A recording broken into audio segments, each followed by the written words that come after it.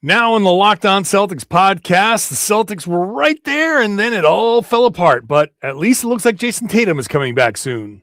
Locked On Celtics pod, home of the winners. Hey there, welcome back to the Locked On Celtics podcast, right here on the Locked On Podcast Network, where it is your team every day.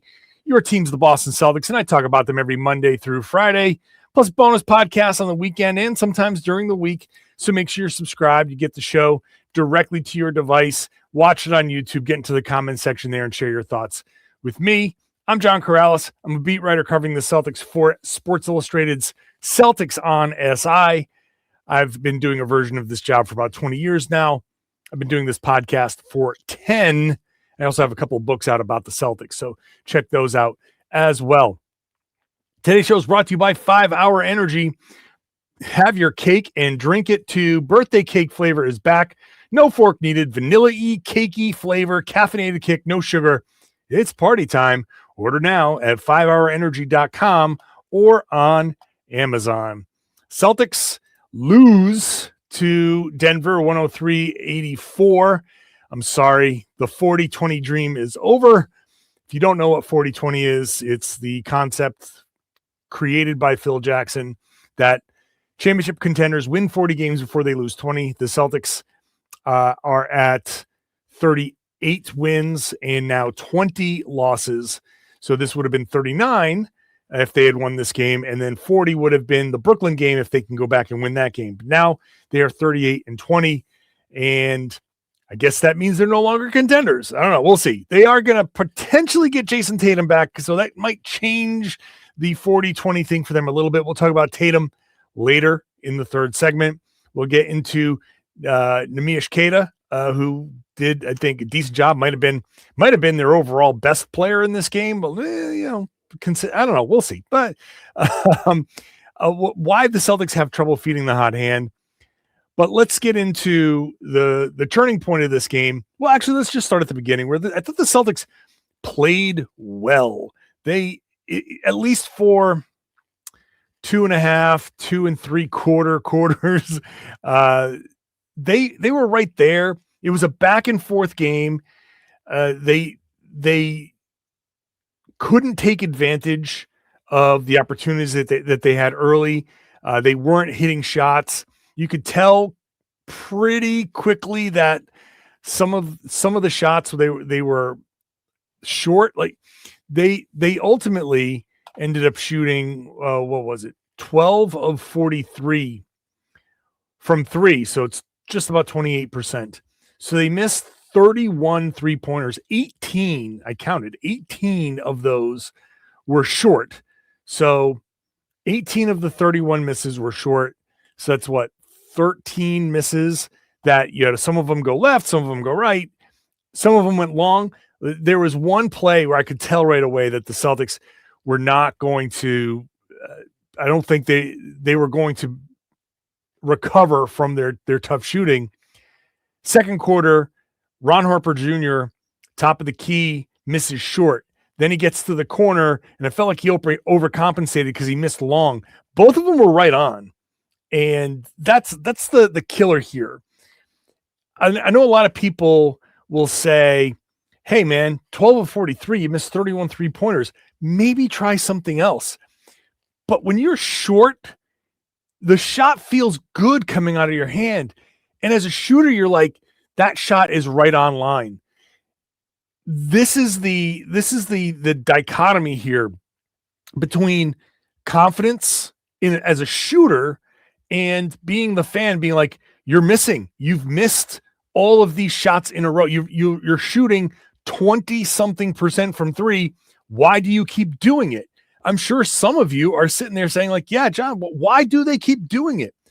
But how many times have we seen a guy be cold and then all of a sudden hit 3-4 in a row, and you're like, that's why you keep shooting? 18 shots fell short, front rimmed. That means you were literally this close, an inch away from that shot going over the front of the rim and falling in. 18 times. Now, I didn't expect them to shoot 30 of 43 either, but of those 18 that were short, if you just get an extra little bit on those, then how many of those actually fall? How many of them are just, if your legs weren't just toast and you got normal strength on your shots, how many of those fall? That's where when you're a shooter and it's there, it's so frustrating because you feel like it's right. Oh, I got it. I'm dialed in. It's right there. I just got to get a little more on it. But then you put a little more on it and it's like, oh, wait, too much. You overcompensate. And then that's where you get some of the long ones. So even the ones that went long, I kind of count them in the fatigue, being tired. And it's just hard to tell a guy who's right there, just barely missing, but the shot is online. It's dead center. You can't tell those guys to stop shooting because they feel it. It feels good. It's just missing a little bit on it. If a guy's missing like all over the place, air balls and all that stuff, you can sit there and be like, okay, look, dude, you're not even close. You're not even dialed in. Just do something else or sit down, but that's not what this was.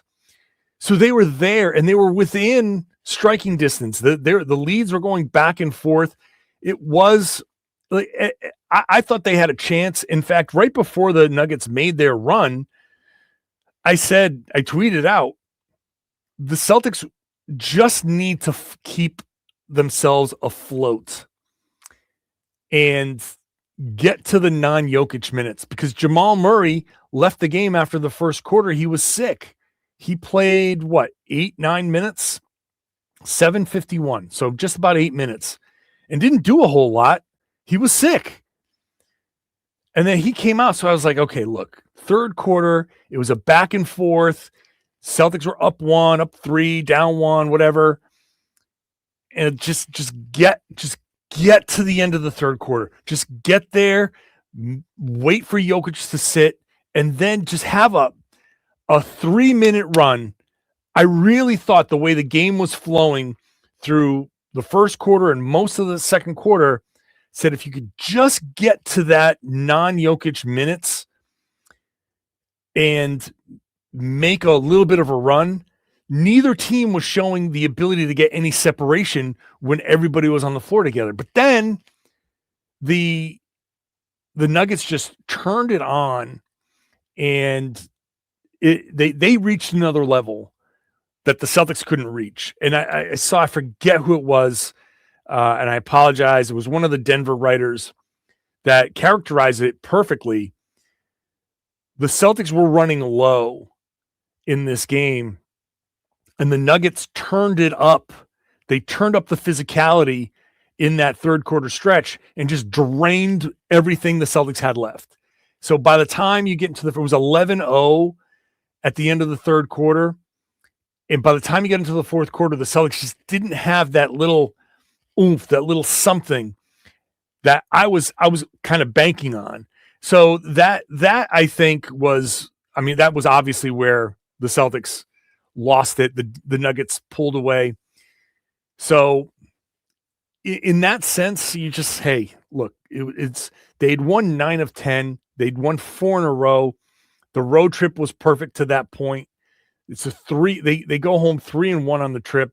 You can't expect them to sweep road trips like that. It's still a good trip. It's still a better than good. It was a great trip.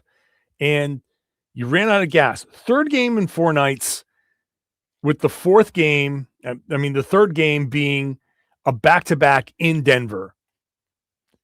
Like, I credit them for putting up the fight that they did. I do think the looks that they got were good, but just didn't have it. And I think one of the things they get away from is feeding the hot hand. I had a problem with this the other night when it was against LA, where I thought the game could have been a lot easier if they just kept feeding Sam Hauser. And this one, Derrick White. And this is the second time where I thought, like, I did a podcast. I forget what game it was. Maybe it was New York was the New York game where Derrick was having a decent game, and I asked him directly, like, "Hey, when you're doing well, do you feel like you should be more aggressive on a night where the rest of the team doesn't have it?" Kind of similar situation. Let's dig into that when we come back.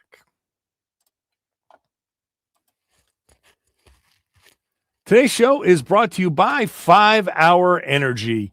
It is time for the 5 Hour Energy flavor draft. 18 different flavors to choose from, including new options like Confetti Craze, Fruity Rainbow, or Cotton Candy. There is something for everyone. The board is set. The flavors are ready. And I've got my number one pick for the 5 Hour Energy flavor draft. Now, 5 Hour Energy shots give you a boost with 0 sugar, and they have a lot of upcoming flavor innovations planned. So let's get into the picks here. I'm going to consider this a redraft. Last week I did grape because it just kind of reminded me of my childhood. I'm looking at pomegranate, which is a nice, deep, slightly tart pomegranate flavor. It's got subtle fruit bitterness for complexity, balances sweetness with a dry finish, which is nice. There's watermelon, which is cool, crisp, and caffeinated. Who doesn't love a watermelon flavor? Juicy watermelon candy style flavor. So smooth, refreshing finish there. I'm going to go. I like the watermelon. I'm going to add for my first pick here the strawberry watermelon. Just a little something extra, sweet and tart. Also has a candy-like flavor. It's the ultimate flavor duo. Some flavors are just made to go together. Strawberry and watermelon are part of that delicious pairing. But I think the pomegranate is a sleeper in this. Most people, I don't know. I like the pomegranate flavor. Maybe it's the Greek in me. So that's my number one pick. What is yours? You can find your new favorite flavor at 5 Hour Energy Shots. The new 5 Hour. I'm going to say this again. Find your new favorite flavor of 5 Hour Energy Shots available online at 5hourenergy.com. That's the number 5hourenergy.com or at Amazon. Tongue twister there. Today's show is brought to you by Game Time as well. There's nothing like being at an NBA arena, the crowd, the energy, the moment. Getting tickets, though, that part hasn't always been so simple, but Game Time is a go-to app for scoring tickets fast without the hassle. It puts the advantage back into your hands. It's an app that I've used plenty of times. Listen, I'm in the arena most nights, and it's a great place to be. Watching a basketball game live is great. And any sporting event. Live sporting events are awesome. The Game Time app can help you get into one of these upcoming Celtics games within minutes. You get the all-in price up front, no surprise fees at checkout. You can see the view from your seat before buying, and it makes it a very easy decision to make. Whether you like the view or not, you just say, okay, I like this view. That's the ticket I'm going to buy. With a zone deal, you can choose the section. Game Time picks the seats, and you'll save. It's great for last-minute options, too. And with NBA tickets showing up at solid prices, everything feels quick, intuitive, and stress-free from start to finish. So take the guesswork out of buying tickets with Game Time. Download the Game Time app, create an account, use the code LOCKEDON for $20 off your first purchase. That's LOCKEDON, Locked On, for $20 off. Download the Game Time app today. And remember, it's gametime.co on the web. Gametime.co, not .com. Thanks for making Locked On Celtics your first listen every night. Go check out Locked On NBA Game Night. They've got every game covered every night, 7 nights a week. So every game, every night, check it out.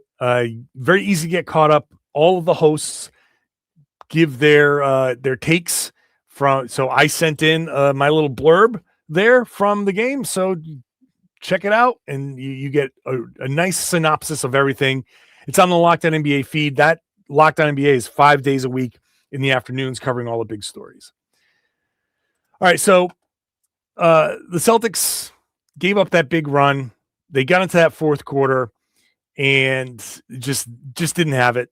Once one team got separation, the other just was never going to be able to kind of catch back up.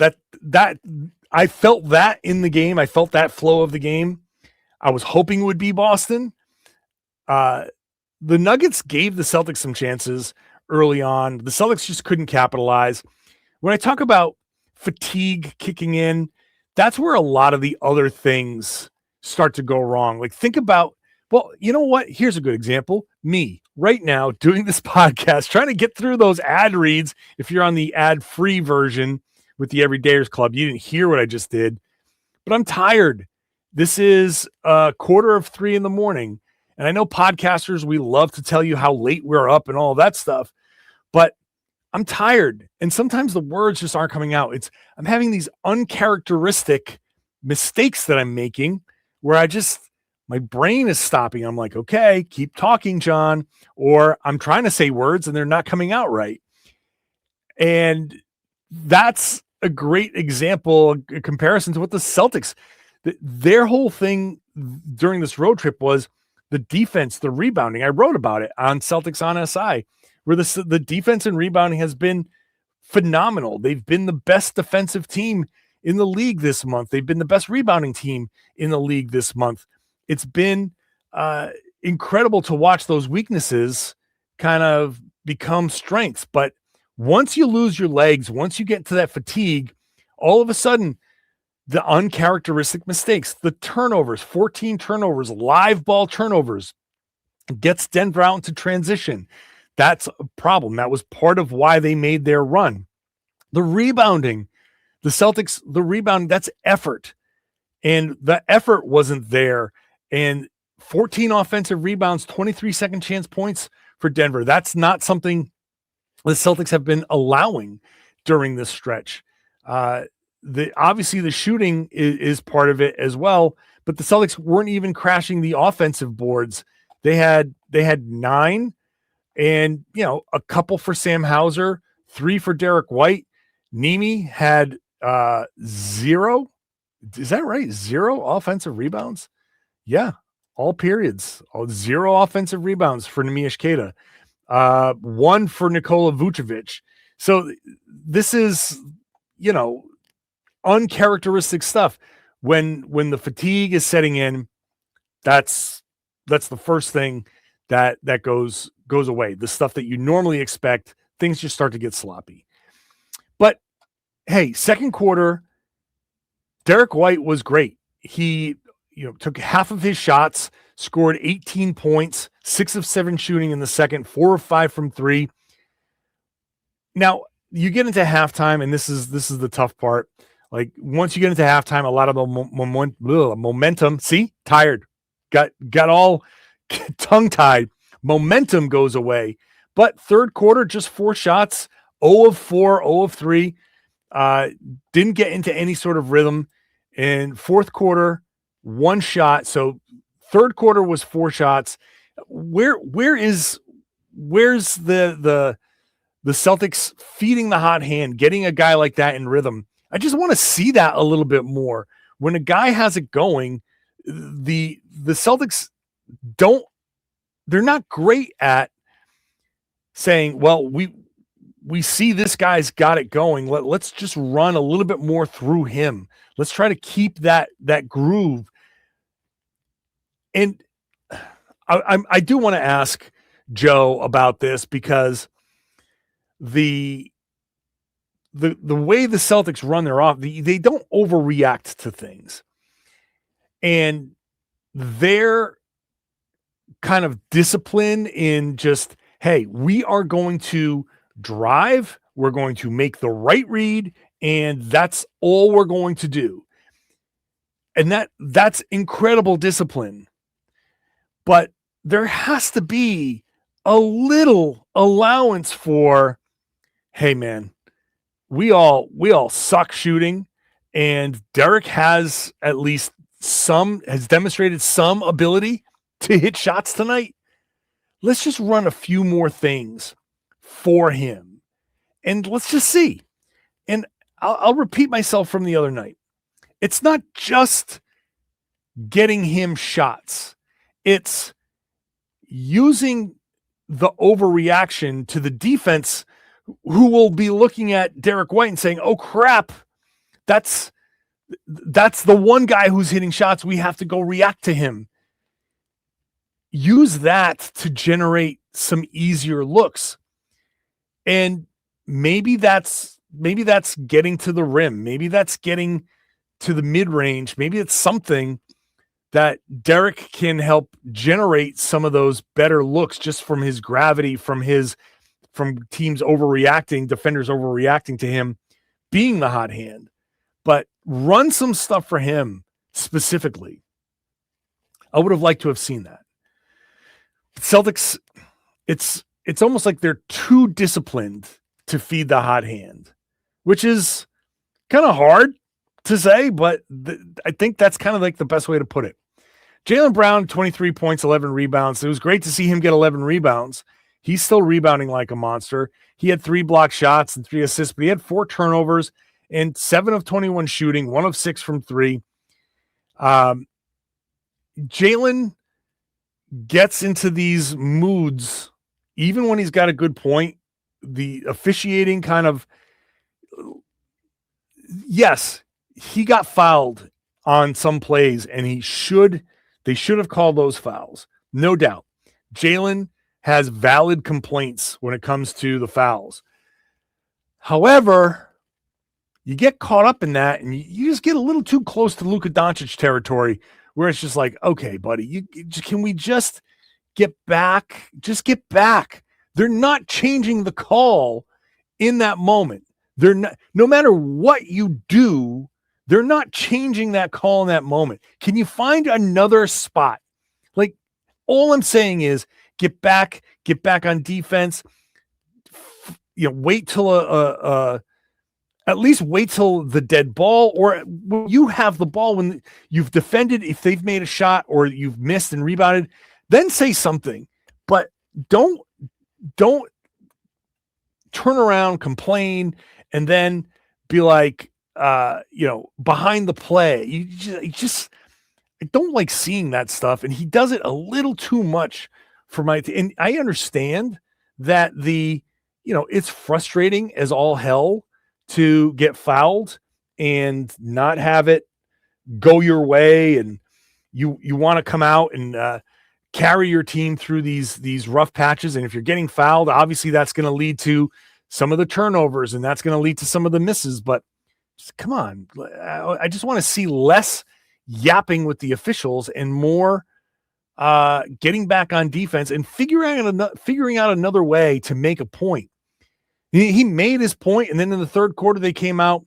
In fact, the beginning of the third quarter, I have a problem with another thing the Celtics just don't do well is attack when they should be attack when the situation says, oh, now's the time to really be aggressive. Sometimes they don't do that. I'll talk about that next. We'll get into Queta and we'll get into Tatum when I come back. Today's show is brought to you by Indeed. I know it's tough right now. You've got a lot of stuff going on at work. You got deadlines. You've got your inbox. You got a million things to get to, especially if you're around here and the office has been closed because of the blizzard. Now you still have to hire. That position is still open and the pressure's on. This is a time where you need to turn to Indeed sponsored jobs because they help you reach the people that fit what you're looking for. They've got the skills, experience, location. You're not just hoping. It's just sitting there like, please, please, please, can the right candidate be in this pile of resumes? No. You need to spend less time searching and more time interviewing candidates that check all your boxes with Indeed sponsored jobs. In this minute that I'm talking to you, companies like yours have made 27 hires on Indeed, according to Indeed data worldwide. So again, spend less time searching. Actually interview these candidates who check all your boxes. It's less stress. It's less time. It's more results. When you need the right person, cut through the chaos and go to Indeed sponsored jobs. You'll get a $75 sponsored job credit to help get your job the premium status it deserves at Indeed.com/podcast. Go to Indeed.com/podcast and support the show by saying you heard about it here. Indeed.com/podcast. Terms and conditions apply. Need to hire? This is a job for Indeed sponsored jobs.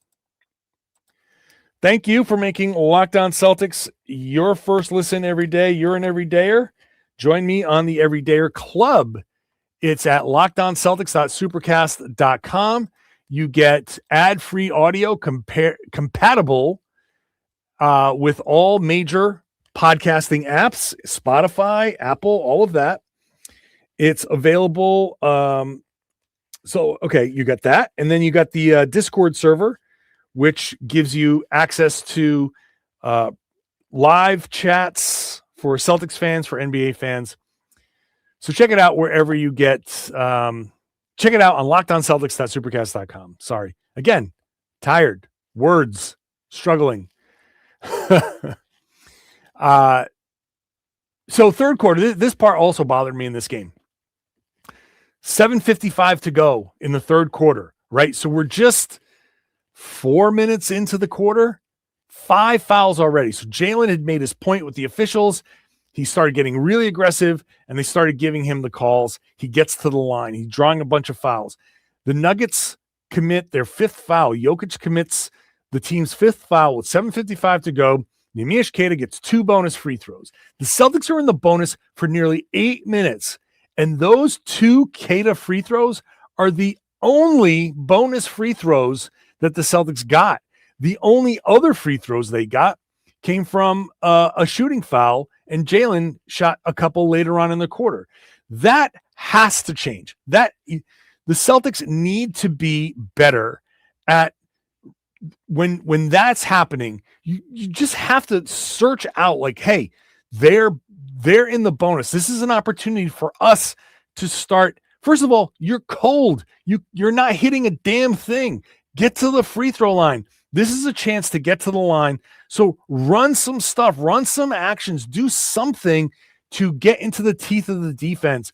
Challenge them. They don't want to foul. They don't want to put you at the line. Challenge them. I understand that you make a read, you make the right play, and a lot of times, the right play was that 3-pointer. And I get that. But sometimes there are exceptions to every rule. There are exceptions to everything. So this, I think, qualifies as an exception. You're in the bonus and you can't hit a thing. Let's just work on getting into the paint. Let's work on attacking. Let's draw some fouls. Somebody start grifting. Somebody, like, just Jaylen, just do your thing. Just keep going. You know, do something to attack. They could have shot. They shot 18 free throws. Both teams did. The Celtics could have shot 28 and could have been all the third quarter. And that could have changed the game. So maybe you combine everything into, let's run some stuff for Derrick White to get downhill. And Derrick, let's just get into the teeth of things. Let's start challenging them and see, maybe you can get to the line. You know, so that's a weakness that the Celtics have had. I just don't like it. They need to do it more. Okay. Neemias Queta was, I thought he was really good, just running through some of these box score things. Queta, 10 points, just 4 rebounds, 1 block, which was a nice block. But I thought the defense on Jokic was actually pretty good. They ran a couple of different guys. I'm going to be very interested in what the matchup data says. But I thought Queta did a decent job on Jokic. Jokic scored 30, but on 28 shots, the efficiency wasn't there. He took 13 3-pointers, only hit 4. He did not shoot well. I mean, it's pretty amazing that he had 30 points, 12 rebounds, and 6 assists, and it's not really his best game. I thought Queta did a good job there. So Queta defensively was really good. Vooch, I know there's a lot of elements to this game. The Celtics got 5 points out of Vooch and Peyton Pritchard combined. That's a problem. Vooch, 1 of 7, 0 of 4 from 3. Pritchard, 1 of 6, 1 of 3 from 3. Just bad all the way around. Pritchard, after all of the praise, has had a couple of bad games. So it happens, but you know, the Celtics get 5 points off of the bench. Now, obviously, that changed in garbage time, but by the time it got to garbage time, it was really only 5 points off the bench. That's bad. That's bad. That's my analysis. That's bad. 5 points off the bench is not good, especially when Tim Hardaway Jr. has 14 himself off the bench for the Nuggets. So, all right, that's the game. Celtics going to come back. They're going to play this Brooklyn on Friday. First game back from this trip. They're already kind of sluggish. We'll see how that goes. But we're getting closer to a Jayson Tatum return. I got to touch on this. The report was from Shams Charania, who said that he's hearing Jayson Tatum is a full go. I could have told you Jayson Tatum is a full go in practice, in scrimmages and all of that. Not that they're practicing much, but Tatum being a full go is, we know he's a full go because he's working towards a return. He's scrimmaging and ramping up. But the fact that it's getting to Shams, Tatum's agent, or I don't know, maybe it's Drew Hanlon, or maybe it's a member of his family, somebody's feeding Shams the information and saying, Tatum is going. He's full go. Okay, yeah. That makes sense. It's kind of what we've been seeing and hearing. Once he's ready, and as the reporting goes, once he feels like Jayson Tatum, once he's ready, he'll come back. And that's my expectation. That's my read of the situation. He's scrimmaging. He's playing against probably the second unit guys, and that's why it was in that picture from that the Celtics tweeted out. That's why it's Jordan Walsh and Luka Garza and all of that. It's those guys that are going out there to scrimmaging and get some extra work. The guys who aren't playing much. So, Tatum is working his way back, and once Tatum is himself, he'll be ready to play. He'll be ready. He'll be back, and we'll see him playing. It's going to be soon. Everything is pointing to it being soon. So I've been saying March 4th, 6th, something like that, 7th, whatever it is, that week since like the beginning. I got to go back and find my where the earliest part of me saying Jayson Tatum's coming back in March. I got to go find that and play it because I know I've been saying March. So that's still the case. I don't think he's coming back against Brooklyn. Sorry, Tom, but we'll see. Maybe he will. I think it's going to be in a week or two. So we'll see. But he's a full go for scrimmages. Now it's a matter of getting through the soreness, making sure mentally you're ready to go, and Tatum will go. Tatum will play, and will play soon. That's my expectation. We'll be back tomorrow. Tom will join me. We'll dig a little deeper into all of this. So make sure you're subscribed. Watch the show on YouTube. Show is available everywhere podcasts exist. So thank you for listening. Apologies for the tired, slurry. Trust me, this is just a product of it being 3 a.m. and not 3 drinks in. It's just how it is when you're covering a Western game on the East Coast. But thank you for being here with me throughout it all. Now, please share the podcast. Tell everybody they should be listening to and watching the Locked On Celtics podcast here on the Locked On Podcast Network. It's your team every day.